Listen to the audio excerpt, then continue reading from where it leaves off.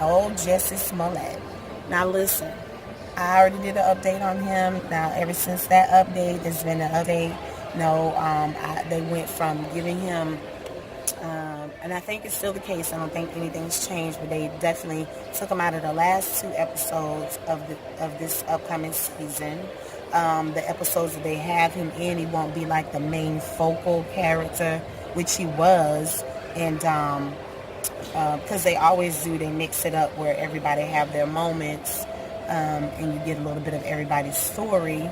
So in any case, because on the show, the character Jamal did get engaged, and so I'm sure they were going to go somewhere with that, and just a whole lot going on. But update on that. So that's supposed to be the case, and then now they're saying they're probably going to replace him.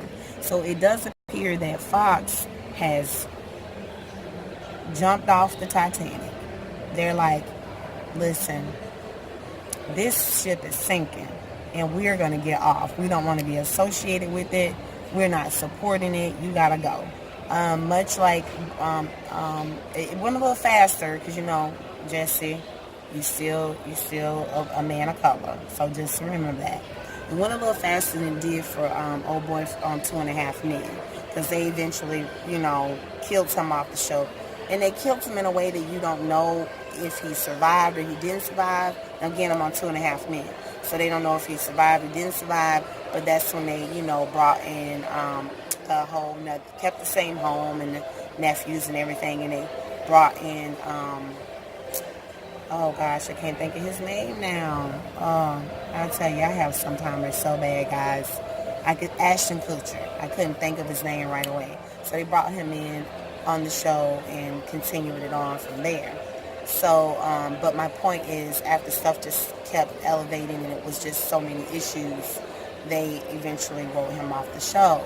And he was definitely, that was his home that the brother and son and the lady was working for. So obviously it was about his life, pretty much. He was the focal point, and they took him off the show. So they're supposed to be taking Jussie Smollett off the show and replacing him, or he's leaving and they're replacing him. It kind of seems like you can't get a cut and dry kind of information on that, but the end result is him no longer being on Empire. Quincy Jones made a statement about him saying his career is just ruined. I guess if this all comes out to be true, but let's just say stop the presses, pause for just 1 minute. Okay? The 2 men that the police questioned, they're viable witnesses, are saying he did not write a check to them for no $3,500 for an attack. He wrote a check, and on the memo of that check, it does say for them to help work him out for an upcoming, something he had in the works that was upcoming. So it specifically says for to train him nutrition and train him, because they obviously bodybuild. You see, they're big guys. So it does not say that it's for, obviously it would be dumb for him to put in the memo section for an attack. But he did put what it was for, and they're saying, along with some other sources, like, no, that money was not for no attack.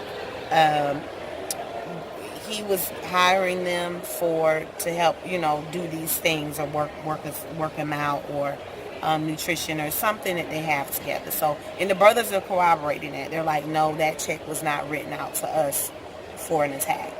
And they're also corroborating and saying, we never participated with him with any kind of notes or any kind of, we never wrote any kind of, we have nothing to do with the letter that he received.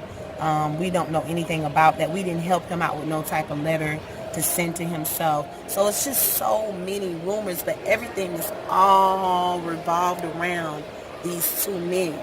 Now, we'll see how it goes. Jussie Smollett is sticking to his guns. He's saying he did not hire these 2 men, and that it's all false, and that the truth will come out. And of course, the police are gung ho to get him. They don't believe him. I've not seen a positive identification on the men. Um, I know who the men are. Pardon me, I don't want to sound like I'm saying that I don't know who the men are that they're alleging the men to be. What I'm saying is on that tape where the men are walking away with um, their backs to the tape.